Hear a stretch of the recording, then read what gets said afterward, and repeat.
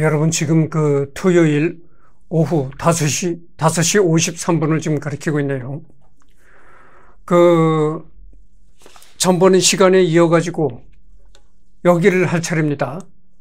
특히 어머니가 했다고 전해지는 말이 유명하다. 그의 어머니는 집 재산을 다 날려먹은 아들이 책을 써서 꽤 유명세를 타고 있다는 소식을 듣고 그 소식을 전한 사람에게 책의 이름을 물어봤다고 한다. 그 사람은 그녀에게 그 책 이름이 자본론으로 알려져 있지만 진짜 이름은 자본이다 라고 했고, 그 말을 듣자 그의 어머니는 자본이라는 책을 쓸 시간에 자기 자본이나 지킬 것이지 라고 했다고 한다. 네? 참 이게 웃기는 얘기인데, 아들이 집 전 재산을 다 날려먹고 집도 다 팔아먹었다는 겁니다. 아니, 그런 아들이 뭐 책을 써서 뭐 유명해졌다 이런 소문이 들리는 거야. 그러니까 어떤 사람한테 물어본 거야. 아들 내막을 잘 아는 사람한테 물어본 거야. 아니, 도대체 아들이 책을 써서 요즘에 뭐 유명세를 탔다고 하는데 도대체 아들이 쓴 책이 뭐길래 그렇게 유명세를 타느냐? 그렇게 물어보니까 아드님이 자본론이란 책을 써서 그렇게 유명해졌다. 그러니까 그 어머니가 한탄스러운지 뭐라고 했냐면은 자본이란 책을 쓸 시간에 지 자본이나 지키지 이랬다는 겁니다. 자본론이란 그 책을 쓰기 전에 자기 자본이나 지키진 집까지 다 팔아먹은 놈이 무슨 자본론을 썼냐 이런 얘기가 드는 거죠. 참 웃기는 얘기입니다. 여러분들 그건 그렇고, 이게 지금 에비앙이라는 그 생수입니다. 에비앙. 내가 언젠가도 얘기지만 이 이응 발음이 많이 들어가는 말은 꼭 프랑스를 생각하면 된다. 근데 여기 보니까 이 물을 프랑스에서 가지고 왔다는 겁니다. 이게 수원지가 프랑스라는 거예요. 이 물의 근원지가 프랑스라는 겁니다. 근데 이게 프랑스 에비앙에서 가지고 온 물이라는 거예요. 그러니 프랑스에서 물을 대한민국까지 공수를 해왔으니 이게 얼마나 값진 물입니까? 이게 그렇게 미네랄이 많다네. 근데 좀 비싸요, 이게. 프랑스에서 여기까지 뭐 공수를 해오려니까 비행기 그 값도 들어갈 것이고, 그러니까 비싸지겠죠. 이거는 절대 광고하는 게 아닙니다. 광고하는 게 아니고 그냥 얘기하다 보니까 이렇게 된 거지 광고가 절대 아니라는 걸 알아주시기 바랍니다. 그래서 참 우리나라에도 그런 얘기 있잖아요. 뭐 치국 뭐 평천하라고 자기 자신을 우선 닦은 다음에 뭐 세상을 닦으라고 하죠. 자기 자본도 못 지키는 집까지 다 팔아먹어 올린 놈이 무슨 자본론이라는 책을 쓰느냐. 어머니가 이랬다는 거죠. 네. 그러나 마르크스가 빈곤에 시달린 이유가 오로지 사치와 향락 때문이라는 것은 대단히 과장된 서술이다. 마르크스는 1848년 혁명이 일어났을 때 신라인 신문을 발간하며 상속받은 유산을 모두 썼고 1848년 혁명의 실패 이후 프로이센에서 추방당해 프랑스 파리를 거쳐 영국 런던으로 망명하면서도 많은 재산을 잃을 수밖에 없었다.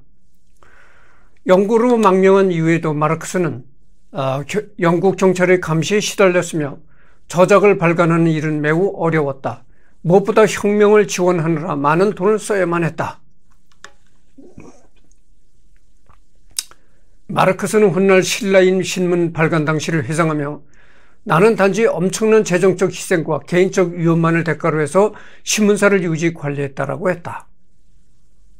그러니까 이런 위험한 사상을 만든다 하니까 뭐 정부에서도 이 마르크스를 계속 이렇게 요주 인물로 이렇게 보는 거고, 누가 돈도 잘 안 꿔주고, 그런 데에 반해서 무슨 뭐 이렇게 훌륭한 사상을 연구한다 하니까 어디 가나 폼은 잡아야 하겠고, 그러니까 품위 유지비가 많이 들어갈 수밖에 없죠. 요즘 속된 말로 하자면은 그래도 품위를 유지하고 다녀야 될 것 아니겠어요. 그래도 어디 가면 특이한 사상을 세우는 사람이다 하고, 그러니까 어디 강연 같은 데 간다거나 어디 모임 같은 데 가도 품위를 유지할 수 있는 그런 돈은 필요하다 그죠. 근데 누가 돈 꿔주는 사람도 없고, 그러니까 이제 집까지 다 팔아올리는 것이죠. 마르크스의 천재성과 반신분주의적 성향은 일찍부터 싹이 보였다.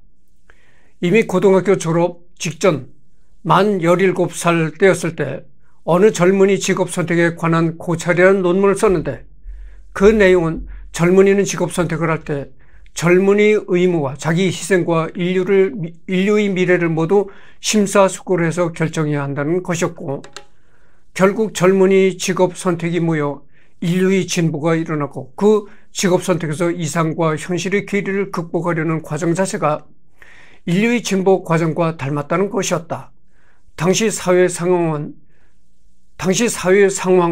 신분주의가 다 가시지 않았던 시절이라 대부분 부모의 직업을 물려받는 걸 당연히 여겼을 때였는데, 마르크스는 그 어린 나이에도 이미 이에 대해 동의하지 않고 직업 선택은 정해진 것을 따르지 않고 미래를 내다보는 거시적 관점으로 해야 한다고 생각했던 것이다. 나아가 단순한 사회 개념을 넘어 그 직업 선택이 전 인류 진보사에 영향을 준다는 범인류적 사상까지 보이고 있었다. 이런 얘기입니다. 뛰어난 경제학자로 알려져 있으나 실제 생활에서의 경제관념은 별로였다고 한다. 매일 대형 도서관에서 책 읽고 책만 쓰고 가끔씩 신문사에 기고하는 글로 수입을 얻었다고 한다. 그런데 여기에 부잣집 출신 엥겔스의 지원금까지 포함하면 당시 노동자의 3배 정도로 벌이가 괜찮았다고 한다. 그는 집에 하녀를 두고 종종 온 가족이 예쁘게 차려입고 소풍을 가며 집안의 가구를 수시로 바꿨으며 자주 친한 사람들을 불러 파티를 했다고 한다. 그래서 여태까지는 내가 마르크스가 돈을 못 버는 그 사상만 연구했지 돈을 못 버는 이런 식으로 얘기를 했는데, 여기서는 그렇지 않다는 겁니다. 마르크스가 이따금씩 신문에 칼럼도 기고하고, 거기다가 그 부잣집의 친구 엥겔스가 또 마르크스한테 지원금까지 이렇게 지원을 하고 스폰서 노릇을 하고, 그렇기 때문에 그 당시 일반 그 월급쟁이의 3배 정도의 수입이었다는 겁니다. 아니, 그러니까 수입이 괜찮았죠. 그래서 집에는 하녀를 두고 종종 온 가족이 예쁘게 차려입고 소풍을 가며 집안의 가구를 수시로 바꿔왔으며 자주 친한 사람들을 불러 파티를 했다고 한다. 그러니까 수입은 괜찮았는데도 이렇게 가난하게 사는 것이 씀씀이가 많았다고 밖에 볼 수가 없는데, 아까도 내가 얘기했지만 어느 훌륭한 사상을 이제 세우는 사람이다 하고 소문이 알려지니까 정부에서는 요주의 인물로 이렇게 요시자를 받지만, 그럼 어쨌든 간에 어디 가나 속되 우리나라 말로 한다면 그럴 것 아니겠어요. 어디 가나 마르크스 선생께서 오셨습니다 하고 대접을 하고 그럴 것 아니겠습니까? 사상가 마르크스 선생께서 오셨습니다 하고 대접을 하고 그러니까 어쨌든 품위 유지는 해야 될 것 아니겠어요. 그 승용차도 소형 승용차는 최면상 탈 수가 없고, 즉 우리 대한민국식으로 얘기를 하자면 그렇다는 얘기죠. 적어도 중형 정도의 승용차는 타야 되고, 이런 식으로 하다 보니까 이 품위 유지비가 상당히 많이 지출이 되지 않았겠는가 이렇게 생각합니다. 잠깐만요.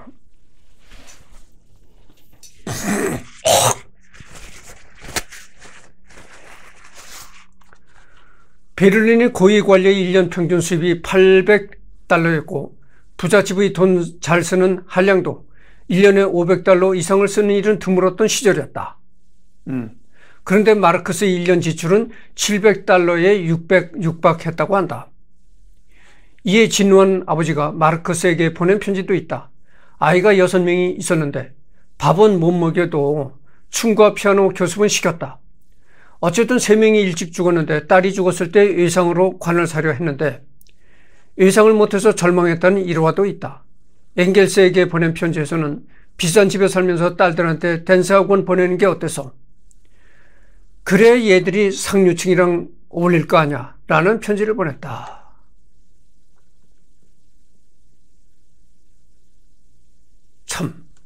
대단합니다. 그러니까 베를린의 고위 중에 관료도 수입이 800달러였고 부잣집에 돈 잘 쓴다는 건달도 1년에 500달러 이상을 쓰는 일이 드물었다는 겁니다. 그런데 이 마르크스 지출은 달러가 아니라 탈러라고 했네. 탈러. 내가 이걸 잘못 읽었는데 달러가 아니라 탈러입니다. 근데 마르크스는 1년 지출이 700달러에 육박했다고 합니다. 그러니까 뭐 대단한 거죠. 품위 유지비로서 많이 지출을 한 거죠. 그의 자녀들 중 유명한 인물은 6번째 자녀인 엘리노어 마르크스이다. 칼은 그녀를 가리켜 사내 아이로 태어나야 했어야 했다고 자주 농담했다고 한다. 그러나 내면은 다정하고 인간을 그대로 사랑할 줄 알아 적들도 인간적으로 존경했다고 한다. 부전여전이라고 딸도 영국에서 진보적 활동을 많이 했다. 사회민주연맹에 참여한 것이 대표적인 활동. 44살의 나이에 독약으로 자살했다. 이 6번째 딸이 그 아버지를 닮아서 이 사회활동을 이제 활발히 했는데, 진보적인 그런 사회활동을 활발히 했는데, 이 딸이 이제 그 44살의 나이에 독약을 먹고 자살했다는 겁니다. 그나마 부인이라도 금전관념이 있었다면 이렇게 상황이 최악은 아니었을 것이나 마르크스보다 4살 연상이었던 그의 부인 예니 폰 베스트팔렌도 남편처럼 사치스러웠다. 마르크스 부인도 그 남편 마르크스처럼 사치가 심했다는 겁니다. 돈 씀씀이가 해펐다. 특히 밥은 굶어도 폰 베스트팔렌 남작 부인이라는 문구가 쓰여진 금박 달린 비싼 편지 봉투만 애용했다고 한다. 밥은 굶어도 베스트팔렌 남작의 영예라고는 문구가 쓰여진 금박이 달린 이렇게 편지 봉투. 여러분, 그 편지 봉투에 무슨 금박이 무슨 필요가 있겠어요? 편지 봉투에 금박을 입혔다는 겁니다. 그러니까 이게 얼마나 사치입니까? 편지 봉투에 금박을 익힌 그런 봉투만 썼다는 거예요. 이 마르크스 부인도. 노동자의 해방을 외치던 그도 집에서 헬레네 레넨 데무트라는 이름을 가진 가정부를 고용해서 생활했는데, 예니 마르크스가 생활비를 마련하려 유럽으로 떠난 사이 부적절한 관계를 가져 1851년 6월 23일 프레더릭 데무트라는 아들을 보았지만 그 아들을 자신의 아들로 끝내 인정하지 않았다고 한다. 아내가 다른 나라로 떠난 그 사이에 가정부와 또 이렇게 섹스행각까지 벌여가지고 아들까지 보았다는 겁니다. 그런데 마르크스는 끝끝내 그 가정부와의 사이에서 난 아들을 자기 아들이라고 인정하지 않았다. 그 아이는 내 아이가 아니다. 내 자식이 아니다. 끝끝내 이렇게 우겼다는 거죠. 그러니까 뭐 지금 같은 뭐 유전자 확인을 할 수도 없는 거고, 끝까지 우기면 되는 겁니다. 그렇잖아요. 끝까지 내가 한 짓이 아니다 우기면 뭐 되는 거지. 그때 당시 뭐 지금과 같은 유전자 검사를 해서 확인할 길이 없잖아요. 이 아이를 처리하는데도 엥겔스가 도움을 줬다. 엥겔스가 그 아이는 사실 내 아이라고 들러대주고 자신이 세리명인 프레더릭을 쓰도록 했다. 그 마르크스의 친구 엥겔스가 좀 대단한 사람이네요. 엥겔스가 계속 마르크스한테 이렇게 마르크스가 돈이 필요할 때마다, 엥겔스는 부잣집 아들이니까 마르크스가 돈이 필요하다고 할 때마다 마르크스를 재정적으로 지원을 해줬고, 또 마르크스가 그 가정부와의 그 잘못된 행각으로 아들이 생기니까 그 마르크스가 난 아들을 엥겔스가 나서서 이 애는 내 아이다, 이렇게 마르크스를 위해서 이제 엥겔스가 거짓말까지 해주는 그런 친구였다는 거죠. 마르크스는 이스트 런던에 사는 어떤 노동자 부부에게 프레더릭을 입양 보냈다. 프레더릭은 성장한 후 재단사와 선반공 일을 하면서 살았고 연합기술자회의 회원이었다. 후일 엥겔스는 런던으로 이주했는데 마르크스가 죽은 후 뒤무트를 가정부로 고용했다. 뒤무트.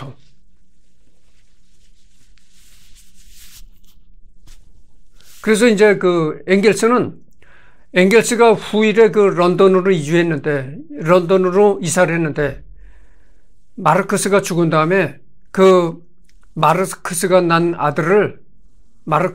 아들이 이름이 이제 뒤무트인데 그 뒤무트를 자기 가정의 가정부로 고용했다는 겁니다. 프레드릭은 아들 해리를 데려가 엥겔스의 집에 있는 지하실에서 생모인 뒤무트를 만나곤 했고, 그러니까 마르크스가 낳은 아들을 이제 가정부로 고용한 것이 아니고 그 마르크스 집에서 이제 그 가정부를 하던 여자, 마르크스와 이제 섹스를 해서 아들을 하나 낳았던 그 마르크스 집에서 가정부를 했던 여자들을 데려다가 또 엥겔스가 자기 집에 이제 가정부로 삼았다는 거예요. 그럴 때마다 엥겔스는 조용히 자리를 뜨곤 했다. 그래서 지하실에서 엥겔스의 집에 있는 지하실에서 이제 그 생모인, 그러니까 마르크스가 낳은 아들, 마르크스가 이 가정부와 불륜을 저지르서 낳은 아들이 이 자기 생모를 만나 보려고 왔을 때는 엥겔스는 자리를 피해주곤 했다, 이런 얘기입니다. 이 일은 내내 비밀에 붙여지다가 엥겔스가 임종의 자리에서 마르크스의 딸 엘리노에게 진실을 털어놓으면서 세상에 드러났다. 그러니까 이 엥겔스는 언제나 그 남자애가 자신의 아들이라고 끝끝내 주장을 한 겁니다. 왜 그런 거짓말을 했겠어요? 마르크스를 위해서 그런 거짓말을 한 겁니다. 근데 엥겔스가 죽을 때, 엥겔스가 이 세상을 떠날 때 이제 마지막으로 실토를 한 겁니다. 진실을 실토를 한 거예요. 사실 그 애는 내 아들이 아니다. 그 애는 내 아들이 아니고 마르크스와 가정부가 이렇게 난 아이다. 이런 얘기를 마르크스 딸한테 실토를 했다는 거예요. 이후 엘리노어는 프레더릭과 남매처럼 지내면서 프레더릭의 정신적 고통을 보상해 주기 위해 무던히 애를 썼다. 이런 얘기입니다. 그래서 이 마르크스의 친딸 엘리노어는 그 후로 그 마르크스가 불륜을 저질러서 난 그 배다른 아들을 아주 배다른 아들이 아니고 아주 그냥 같은 어머니에서 난 남매처럼 그렇게 잘 대했다는 거죠. 카를 마르크스, 올해로 탄생 200도를 맞는 카를 마르크스는 인간 해방의 위대한 투사 목록에서 빠질 수 없는 인물이다. 이 프롤레타리아 혁명의 아버지에게는 평생 감추어야 했던 비밀이 하나 있었다. 1851년 여름 망명지 런던이 누추한 딘 스트리트 28번지 비좁은 집에서 태어난 남자아이였다. 아이의 어머니는 마르크스의 아내 예니가 결혼할 때 데려온 하녀 엘렌의 데무트였고 아버지는 마르크스였다. 사생아의 존재는 마르크스에게도 다른 가족에도 함구의 대상이었다. 어쩔 수 없이 말해야 할 경우에도 이 사실은 암호문처럼 모호하게 처리됐다. 예니는 훗날 쓴 회고록에서 이때를 이렇게 기록했다. 여기서 자세히 말하고 싶지는 않지만 1851년 초여름에 우리의 걱정을 가중시키는 어떤 일이 일어났다. 일부 일처제의 부르주아 미덕 안에서 산 마르크스에게 이 아이는 가족 안으로 난데없이 들어온 이방인, 자신이 만들어냈지만 받아들일 수도 사랑할 수도 없는 완전한 타자였다. 문제를 해결한 사람은 마르크스의 영원한 동지 프리드리 엥겔스였다.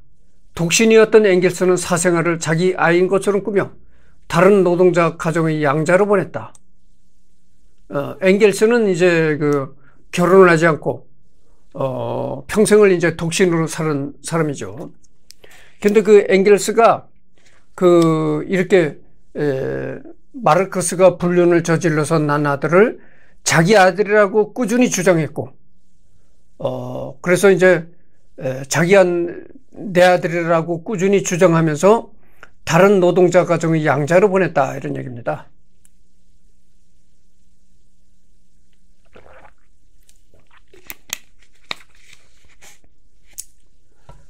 마르크스의 가족은 엥겔스의 도움으로 부르주아적 정상성의 울타리 안으로 완전하게 돌아갔다. 헬레네는 그녀 집의 하녀로서 평생을 살았고 마르크스 가족이 묻힌 런던 하이게이트 묘지에 함께 묻혔다. 과거 사회주의 진영에서 나온 마르크스 정기들은 이런 사실을 비밀에 붙였다. 인류의 위대한 스승을 기리는 성인전이 인간의 불완전성을 드러낸 추문에 입에 올릴 수는 없는 일이었다. 현실 사회주의 체제가 붕괴하고 마르크스의 신성한 지위가 무너지고 난 뒤에야 인간 마르크스를 조명한 전기 속에 이 비밀이 편입됐다. 마르크스가 오늘날 시대를 살고 있다면 어떻게 처신했을까? 예니와 헬레네는 또 어떻게 됐을까? 이게 이제 고명섭 한겨레 논설위원이 이제 이런 얘기를 했는데, 그래서 마르크스를 아주 영웅시하던 공산주의나 사회주의 국가에서는 이런 얘기를 절대 입 밖에 꺼내지 않았다는 거예요. 근데 이게 이제 공산주의와 사회주의가 뭐 별 볼 일 없게 됐잖아요. 그리고 이 공산주의와 사회주의도 자본주의 국가들과 담을 쌓지 않고, 공산주의 사회주의 국가도 자본주의 국가들과 이제 외교 관계도 맺고 그러잖아요. 우리 대한민국이 중국과 외교 관계를 맺고, 우리 대한민국이 또 뭐 쿠바와 외교 관계를 맺었다, 이런 뉴스가 들리잖아요. 그렇게 오늘날은 사회주의 국가도 완전히 이 담을 쌓지 않고 민주 국가들하고도 이렇게 외교 관계를 맺는 겁니다. 그렇게 이 사유가 이렇게 되다 보니까 예전에는 이 마르크스를 굉장히 하나님처럼 모시고 쉬쉬했던 얘기가 전부 이제 드러나는 거죠.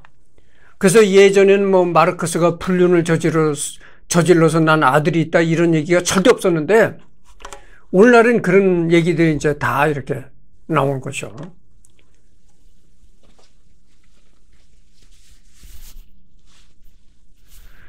이렇게 빈민촌에서 고생한 시절도 있지만 그래도 유산받은 것과 엥겔스의 도움 등으로 엥겔스는 회사 판돈으로 마르크스에게 평생 350파운드 연금을 보내줬다. 상류층이 사는 정원 딸린 저택 임대료가 65파운드인 시절이다. 아, 대단하네요. 그 당시 돈이 말이죠. 그 당시 화폐 가치로 따지면은 이 350파운드라는 게 엄청난 돈이라는 걸 알 수가 있는 거죠. 상류층이 사는 이 정원 딸린 주택의 임대료가 65파운드인 시절이었다는 겁니다. 그러니까 이거는 뭐 마르크스에 보낸 평생 연금을 준 돈이 350파운드라고 하니까 대단한 돈이죠. 엥겔스가 그렇게 마르크스한테 재정적인 지원을 아끼지 않았던 겁니다.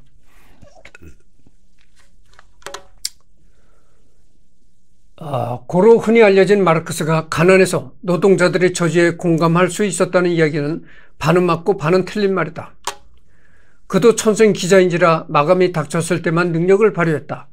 만화가, 소설가, 기자들의 창작 욕구는 마감에서 나온 듯하다. 반면에 마감에 대한 거부감은 당연히 강해서 자본론의 경우도 엥겔스는 빨리 낼 것을 독촉하였지만 정작 마르크스는 초저속 마감 시스템을 추구했다. 그래서 자본론 2, 3권 아예 끝을 못 냈다, 이런 얘기입니다. 심각한 악필로도 유명하다. 아내와 엥겔스 정도만 그의 글씨체를 해독할 수 있었다고. 이 마르크스가 쓴 글씨는 굉장히 악필이었다는 겁니다. 막 알아보기 힘들었다는 거예요. 그래서 이 마르크스가 쓴 글씨를 알아보는 건 딱 두 사람이었었는데, 이 마르크스의 아내, 그리고 마르크스를 평생 스폰서를 해줬던 엥겔스, 이 두 사람만이 마르크스의 그 글씨를 알아보고 이해를 할 수 있었다, 이런 얘기입니다. 종교는 이민의 아편이다라는 유명한 말도 마르크스가 한 말이다. 이는 마르크스가 지은 1844년 헤겔 법철학 비판 서문에서 나온다. 종교는 억압받는 피조물의 한숨이며 심장 없는 세계의 가슴이며 영혼 없는 상황의 영혼이다. 그것은 인민의 아편이다. 종교는 인민의 아편이다. 이렇게 마르크스가 말했던 겁니다. 그래가지고 오늘날도 공산주의에는 종교가 없잖아요. 종교를 허용하지 않습니다. 종교는 아편이다. 인민의 아편이다라는 것이죠.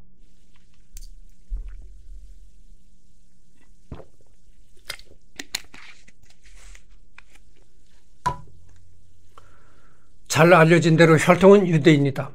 하지만 아버지 때에 기독교를 개종했기에 당시 분류로서는 더 이상 유대인이 아니고 유대인 사회에서도 유대인 취급을 받지 않는다. 마르크스처럼 후대 사회주의자 중에 유대인 출신으로 알려진 인물들 중에는 레프 트로츠키, 로자 룩셈부르크 등도 유대인이라는 의식이 없었던 건 마르크스와 마찬가지였다.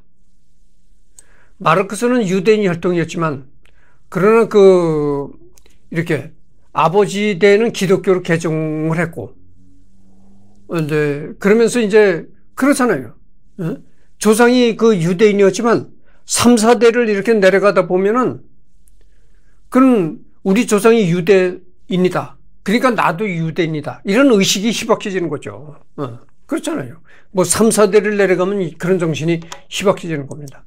이론상으로는 국가나 민족 같은 개념은 종국엔 사라질 것이기 때문에 유대 민족이란 자극이나 민족의식, 해방 같은 것은 전혀 관심이 없었다. 그럼에도 불구하고 후대 그의 사상에 대한 반대자들이 유럽서 수천 년 동안 천민 취급을 받은 유대인 드립과 엮어서 조국과 민족이 없는 유대인의 사회주의라고 디스했다.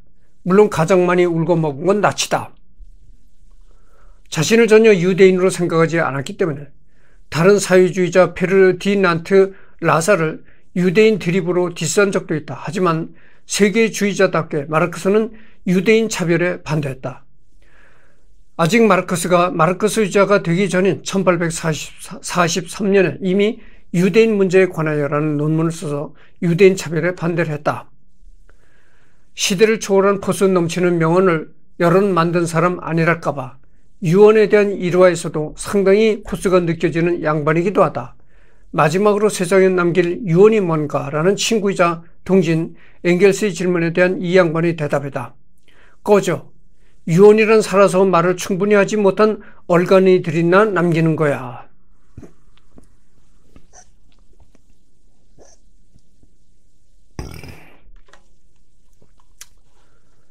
주식에도 투자해 본 적이 있다고 한다. 죽기 1년 전에 엥겔스가 요양 여행 보내주려고 보내준 돈으로 자신이 경제적 인식이 얼마나 맞는지 한번 시험해 보려고 투자해 본 것이라고 하던데 미국 철도 회사와 철강 회사 주식을 사서 2주 만에 4,000파운드라는 상당한 거액을 벌어들였다고. 위에 나와 있는 것과는 상반되어 보이지만 어쨌든 경제학자 가운데서는 주식으로 돈을 번 흔치 않은 사람이다. 이런 일화는 케인즈도 비슷하다. 여러분 주식 얘기를 하니까 말이지. 내가 이런 얘기하면 또 나를 좀 나빠할 사람이 있으려는지 모르겠지만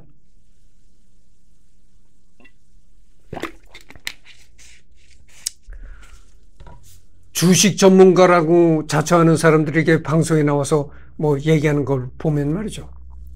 어떤 주식을 사라. 그러면 뭐 대박이 날 것이다. 어쩜 등등 이렇게 얘기들 합니다.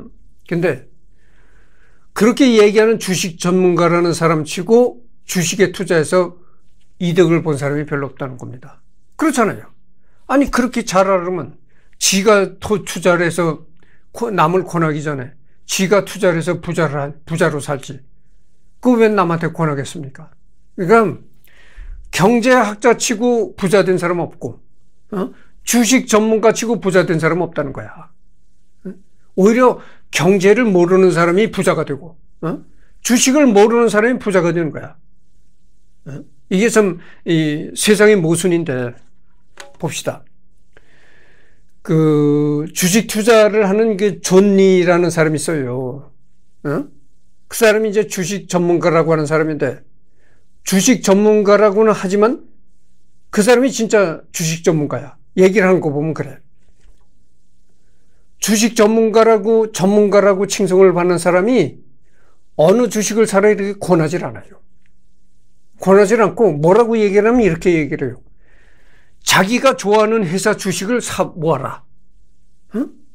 어느 주식을 꼭 사라고 이렇게 쪽집게처럼 얘기를 하는 것이 아니고 자기가 좋아하는 회사의 주식을 사라는 겁니다. 사고 단타 매매를 하지 말라. 그냥 잃어버린 돈이다 하고서는 최소 3년, 아무리 적어도 3년, 적어도 10년 이상을 묻어둬라 이런 얘기죠. 그러니까 단타 매매를 하지 말고 장기적으로 묻어두고 아주 잃어버린 돈 셈치고 생각 밖으로 아예 묻어둬라 이런 얘기예요. 그래서 아무리 못해도 10년은 묻어둬라 이런 얘기입니다. 그리고 자기가 좋아하는 회사의 주식을 사라 이런 얘기예요. 그렇게 얘기한 사람이 진짜 전문가입니다. 그렇잖아요. 그러지 뭐 어느 회사의 주식을 사라 이렇게 족집게처럼 말하는 사람은 사실 전문가가 아닙니다. 그래서 이제 그 경제를 얘기하는 경제학자 치고 주식을 투자해 가지고 돈 버는 사람이 없다. 그런 얘기가 여기도 나오는 거예요. 근데 마르크스는 운 좋게도 경제를 얘기하는 사람이지만 어쨌든 주식에서는 상당한 돈을 벌었다. 이런 얘기입니다. 그러니까 뭐 주식을 사서 2주 만에 4,000파운드를 벌었다는 거예요. 단 보름 만에. 그러니까 이건 단타 매매를 한 거죠. 인생 후반기 들어 드디어 자기 사상이 유럽 전역으로 알려지기 시작하고 재정적으로도 어느 정도 돈을 벌며 각지의 추종자가 도움을 주면서 어느 정도 삶이 펴서 자기가 그리도 까던 부르주아 라이프를 누리다 죽었다. 특히 자신이 언변을 이어받은 로라와 라퍼르그 커플을 흐뭇하게 지켜보는 것이 노년이 낙이었던 듯하다. 그렇게 자기는 마르크스는 그렇게 공산주의 사상을 만들면서 부르주아를 깠다 이거죠. 부르주아를 비난하고 까는 그런 이론을 세운 사람이 정작 자신은 부르주아처럼 안락하게 노년을 그렇게 보냈다 이겁니다. 그러니까 이게 참 모순되지 않습니까? 평소에는 이 부르주아를 비난했던 사람인데 자기 자신만큼은 죽을 때 부르주아처럼 안락하게 죽었다. 참 이게 그러기 때문에 여러분들 돈을 비판하면 안 됩니다. 내가 많이 이 시간에 유튜브를 하면서 여러분들한테 자꾸 얘기를 하잖아요. 돈이 나쁜 것이라고 이 생각을 하면 이거 안 되는 거예요. 아니 돈을 이 능력이 안 돼서 못 버는 건 어쩔 수가 없지만 아니 능력이 된다면 벌어야죠. 버는 것이 그게 선인 것입니다. 돈을 버는 것이 그 정당한 행위예요. 남한테 뭐 사기를 친다든가, 이래 보이스 피싱을 한다든가 이렇게 해서 돈을 벌면 안 되고, 아니 정당하게 돈을 버는 거야 당연히 돈을 벌어야죠. 돈을 벌 능력이 있는데도 돈을 안 번다는 거, 그거는 있을 수가 없는 겁니다. 그래서 여러분들 내가 누누이 얘기하지만 내가 지금 내가 언젠가 이런 얘기도 한 적이 있습니다. 내가 참 이 유튜브를 하면서 별로 뭐 얘기를 다 하는데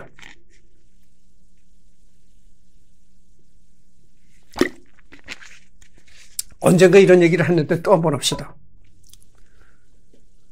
용하다는 아주 귀신 같다는 점쟁이한테 내가 점을 친 적이 있었어요. 점을 친 적이 있었는데 한 30대 시절에 점을 쳤죠. 점을 쳤는데 그 점치는 참 아주 귀신같이 알아맞힌다는 점치는 사람이 나한테 뭐라고 얘기를 한 줄 아십니까? 사업하지 말라. 사업을 하면 이승열이는 사업을 하면 망한다는 겁니다. 이렇게 내 사주를 이렇게 보더니 이 이승열이 사주는 사람이 붙지 않는 사주다. 사람이 붙지 않는다는 겁니다. 네, 사업을 하려면 그 점치는 사람이 그래요. 내가 30대 시절에 점을 쳤는데 사업을 하려면은 사람이 잘 붙는 그런 사주를 지니고 있어야 된다 이거예요. 그래서 이승열이 같은 사주는 그저 어디 가서 딱딱 정해진 봉급이나 받고 그렇게 살아가는 사주지. 이 사업을 절대 하지 말라. 그러더라고. 그래서 사람이 붙지 않는 사주라는 겁니다. 내 사주가. 그리고 이 결혼 운도 이렇게 보더니 결혼을 영원히 못할 것이다. 하기 어렵다. 영원한 독신으로 인생을 끝내든가. 그렇지 않으면 아주 늦게 70대가 넘어설랄까. 그때 여자가 생길까 말까 하다. 그러니까 첫째, 사람이 붙지 않는다. 이 사주가. 사람이 붙지 않으니까 사업도 하지 말라. 어디가 딱딱 봉급이나 받는 그런 일이나 해라. 그지? 그리고 사람이 붙지 않는 사주니까 여자도 사람이잖아요. 어? 여자도 사람이라고. 그러니까 여자도 붙질 않는 거야. 그러니까 평생 독신을 살게 된다. 그렇죠? 그러면 혹시 여자가 생긴다면 아마 70대가 돼서는 여자가 생길까 말까. 그 정도다. 까다가 하면 평생 혼자 살게 된다. 그런 얘기를 나한테 한 적이 있어요. 그게 아주 최고의 점쟁이라는 사람한테 그 점을 친 거거든. 근데 봅시다. 그 사람 말이 거의 다 맞은 거예요. 내가요, 사람이 붙질 않아요. 지금 내가 하는 유튜브가,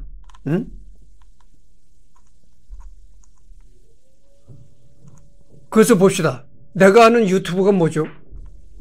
내가 하는 유튜브가 지금 그 구독자가 750명인지 뭐 그래. 내 정확히 지금 파악을 안 해봤는데 구독자가 그렇다는 얘기죠. 그러면 750명 정도의 구독자가 있으면은 평균 조회수가 아무리 못 나와도 그래도 이제 동영상을 올리면은 동영상을 올리고 1시간이 지나면 그래도 구독자 조회수가 그래도 최소한 100은 올라가야 될 것 아니겠습니까? 근데 이 동영상을 올려도요, 조회수가 동영상을 올린 지 하루가 지나도 30도 안 나와요. 어떤 동영상은 이제 30도 나오고 50도 나오고 그러는데 그건 잘 나오는 거야. 30명도 안 된다. 조회수가 30명도 안 된다니까. 그런 거예요. 그래서 내가 언젠가 이런 얘기를 했는데, 만약 유튜브를 해서 유튜브 계정을 만들어가지고 유튜브를 시작한 지가 한 달뿐이 안 됐는데도 조회수가 막 10만, 20만 올라간다. 그런 사람은 한번 사업을 해봐라. 이런 얘기를 내가 한 적이 있어요. 그런 사람은 이 사람이 많이 붙는 사주를 치는 사람이다. 단 뭐냐면은 이 뭐 KBS나 이 뭐 TV조선 이런 데도 나가 본 적이 없는 사람. 그런 그 KBS나 뭐 TV조선 이런 데 전혀 나가 본 사실이 없는 사람이 유튜브를 했는데 뭐 10만, 20만 뭐 조회수가 올라가더라. 이런 사람 한번 사업을 해봐라. 이런 얘기를 한 적이 있습니다. 그러니까 그 KBS나 TV조선 이런 데도 나가 본 적이 없고 탈북민도 아니고 이 탈북민들이 조회수가 많이 올라간다고. 탈북한 사람도 아니고 그냥 평범한 대한민국 사람인데 그렇게 조회수가 막 10만, 20만 올라가고 하는 사람은 사업을 한번 해봐라. 사람이 많이 붙는 사주다. 내가 그런 말을 한 적이 있습니다. 그러니까 한번 그 내 말을 한번 명심해 보시오. 아니 우습게 유튜브를 시작을 했는데 유튜브 시작한 지 한 달뿐이 안 됐는데 조회수가 막 10만, 20만 올라가. 뭐 내가 탈북한 사람도 아니고 방송국에 나가본 사람도 아닌데 그런 사람 한번 뭐 한번 진짜 사업을 한번 시작해 보죠. 잘 될 가능성이 있습니다. 그래서 이 사람이 잘 붙어야 되는 거죠. 근데 나는 사람이 절대 붙지 않는다는 거예요. 그 사람이 잘 붙지 않으니까 사업을 할 생각 전혀 하지 말고 또 여자도 사람이니까 사람이 붙지 않는다는 건 여자도 붙지 않는다는 그런 얘기거든. 그래서 많은 혁명가들에게 영감을 주었고 실제로도 많은 혁명을 꿈꾸는 이들이나 개혁주의자와도 자주 교류를 나누었지만 정작 마르크스 자신은 당대의 혁명론에 대해서 비판적이나 회의적인 스탠스를 보이는 경우가 적지 않았는데 이는 마르크스가 젊었을 적에 참여했던 1848년 혁명이 어떻게 좌절되었는지 철저하게 경험했기 때문이었고 1857년 경제공황이 일어났지만 혁명으로까지 연결되지 못하면서 경제공황이 반드시 혁명으로 이어지지 않는다는 점을 체득했기 때문이었다. 당시 마르크스는 1857년 경제공황이 일어나자 조만간 혁명이 올 것이라고 기대했는데 기대와는 다르게 실제 혁명이 일어나지 않아 경제학에 대해서 공부를 매진했고 그 결과로 나온 것이 자본론 1권이다. 이런 얘기입니다. 그래서 지금 그 녹화를 한 지가 40분을 경과했거든요. 그래서 다음에는 이 프리드리 엥겔스와의 관계를 엥겔스와 이 마르크스는 참 굉장히 가까웠다고 내가 얘기를 했잖아요. 이 엥겔스는 부잣집 아들이었는데 이제 평생 독신으로 살았던 사람인데 부잣집 아들이야. 그래서 이 마르크스한테 평생 이 돈을 스폰해 줬던 사람이죠. 그래서 다음엔 프리드리 엥겔스와의 관계를 하도록 하겠습니다.